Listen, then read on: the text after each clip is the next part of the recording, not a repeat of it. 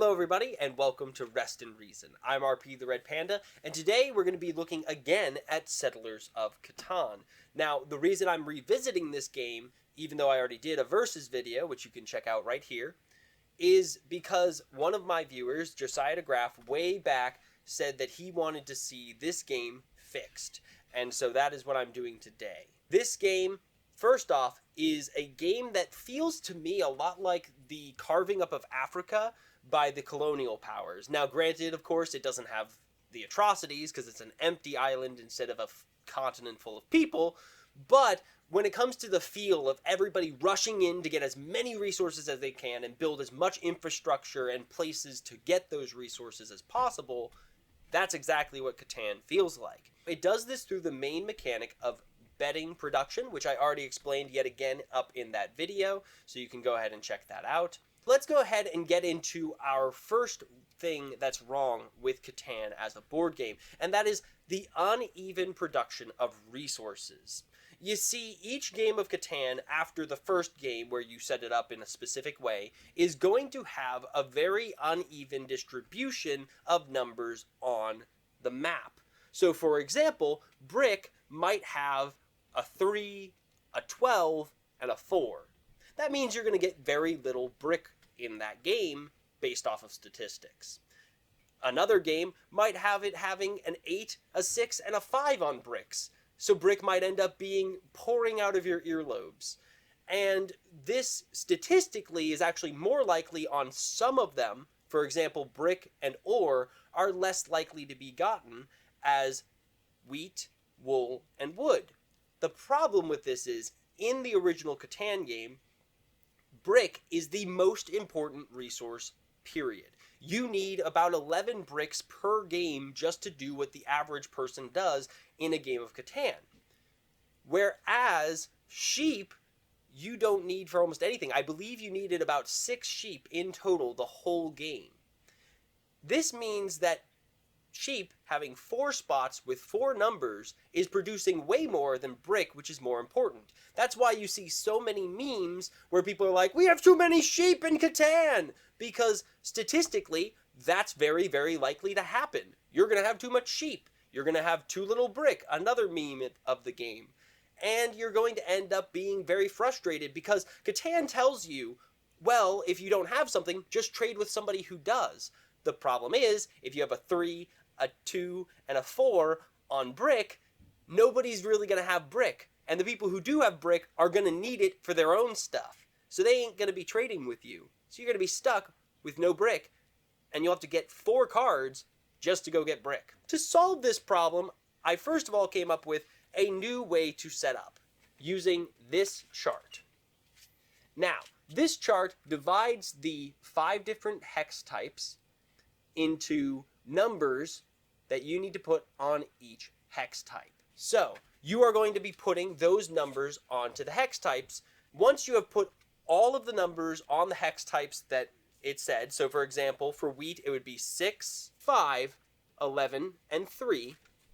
Once you've put all of those out, you're going to move on to the next one, and then the next one, and so on and so forth until the board is full. Once the board is full, there is one other rule that you will need to enforce on the board, and that is to make sure that this situation does not happen. In this case, there is a 5 pip next to a 5 pip. Those are those dots underneath the number. There is also a 4 pip next to a 4 pip. Both of these, in my setup version, are illegal. You cannot have 2 5 pips next to each other. You may not have 2 4 pips next to each other. So, to remedy any situations like this that you find on the board, you will have to switch numbers on the same resource. So in this case, I'm switching this 6 from wheat with this 5 from wheat. Doing this makes it so that this 5 pip is next to this 4 pip, and this 5 pip is next to a 4 pip, and neither of them break our rule anymore. A real quick clarification is over here.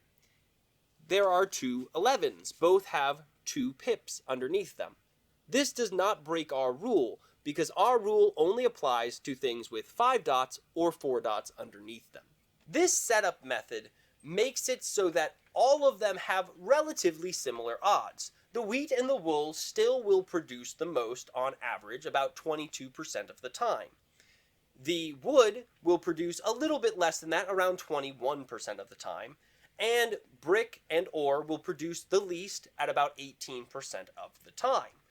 Now, this means, though, that A, that luck is way more predictable, and B, that this distribution is always going to be certain. You will always have a red 6 on wheat, an 8 on sheep, a 6 on ore, and an 8 on brick. This makes it so that all of those resources have one of the best numbers in the game, at least somewhere on the board. It also, with my rule, makes sure that you don't get clumps of too valuable numbers so that one spot on the board gets too powerful. My second solution helps solve this, but also helps solve another problem. You see, Catan has a major problem with being a very slow and frustrating game some of the time, and a very fast and almost too fast game other times. You see, sometimes 8s are going to be rolled up the wazoo, and most people, being logical, would put next to 8s. So, there's going to be plenty of resources, and everybody's having a fun game.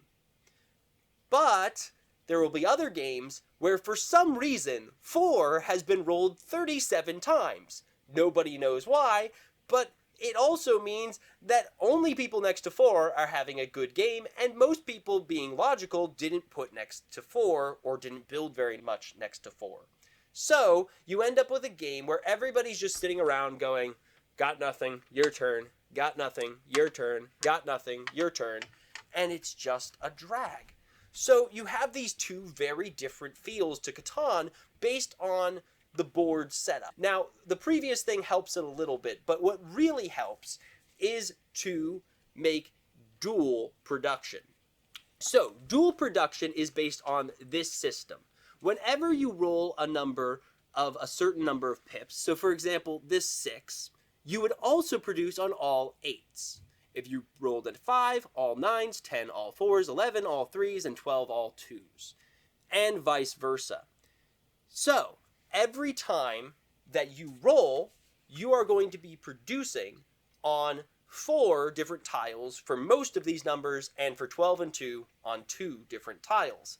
This makes it so that if somebody got on a 6, like I had in a recent game, but that 6 never gets rolled, and 8 gets rolled over and over and over again, those people then don't get punished for putting on an equally likely number. Instead, everybody, both the 8s and the 6s, will get production.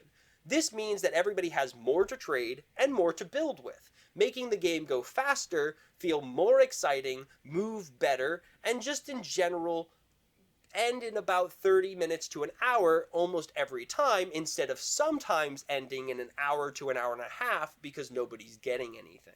This does not actually fully solve the problem with the length of the game. There is one other element that lengthens the game, and also one other problem that needs to be solved, and that is the 7.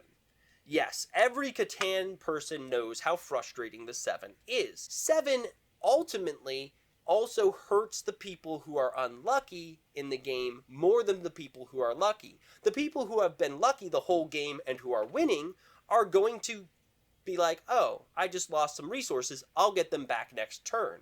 But the person who was unlucky is going to go, I just lost half of the resources I got in the game because I've been producing so little. So 7 honestly hurts the winning player less than the losing player, which seems to be the opposite of what the designer wanted. It seems like he wanted the 7 to hurt the winning players. That's why he had winning players lose half their hands. But he didn't account for the fact that the 4-for-1 trading makes it so you have to hold that many in your hand. My solution to this is to change 7 in 2 major ways. First of all, 7 no longer takes half of your resources. Period. Ever. First, I believe that this better captures the feeling of colonialism. You don't walk in, get a ton of resources, and then suddenly lose half of them for no reason. That doesn't happen in real life. Instead, you have those resources and you use them to get richer or to trade with people. And so taking this away makes the game feel more thematic. On top of this, I have added 2 options that you can use the thief for. In my version, you can only move this next to the winning player. If you are the winning player, you're going to have to do option 2, which I'll explain in a minute. When you move it next to the winning player, however, you're no longer going to steal for yourself. You're going to take a resource and put it back in the supply at random. So this means that you're not really gaining anything by attacking the winning player, except that you're blocking their number and taking one of their resources for the supply. Or you can choose the second option, which is to put this guy next to your settlement on a hex. If you put it on here, you are on sheep, which means that you can now trade 2 for 1 with sheep, just like you could if you were next to this harbor over here. You may trade 2 for 1 with sheep.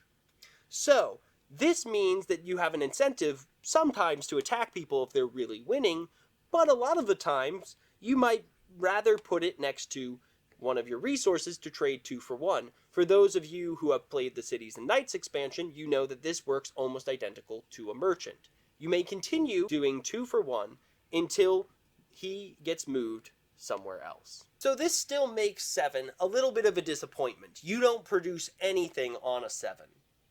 You also don't lose anything on a 7, which is rather nice. Instead of losing tons of resources just because you were going for that one resource you didn't have and nobody else had or was willing to trade, you now can relax. And if you get a 7, it's simply going to mean either A, you can move that next to you and trade that big pile of resources you've been saving up 2 for 1 for something you actually need, thus making you, the player who's probably losing, able to do better. And for the winning player, it means that they are constantly in danger, that somebody's going to move and block one of their numbers and steal from them. Well, nobody else on the board is losing anything. This helps with both the problem that the length of the game is shortened, because instead of losing half of your stuff all the time, you have all of your stuff and get to keep using it.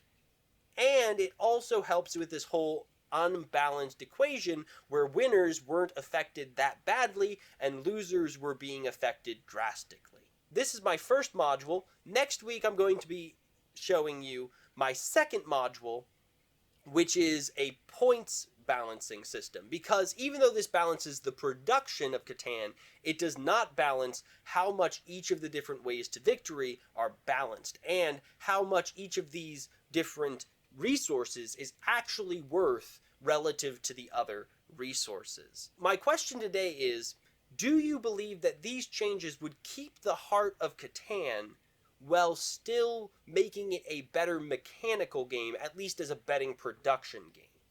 And if not, please let me know down in the comments why you do or do not like my changes. I always appreciate hearing it as long as it is respectfully stated. And as always, please hit that subscribe button.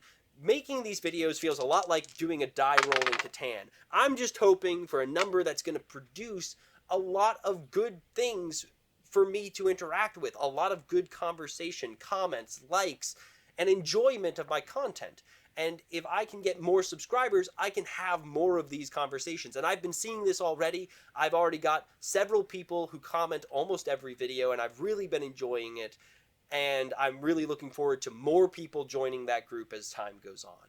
So thank you so much for joining us today on Rest and Reason.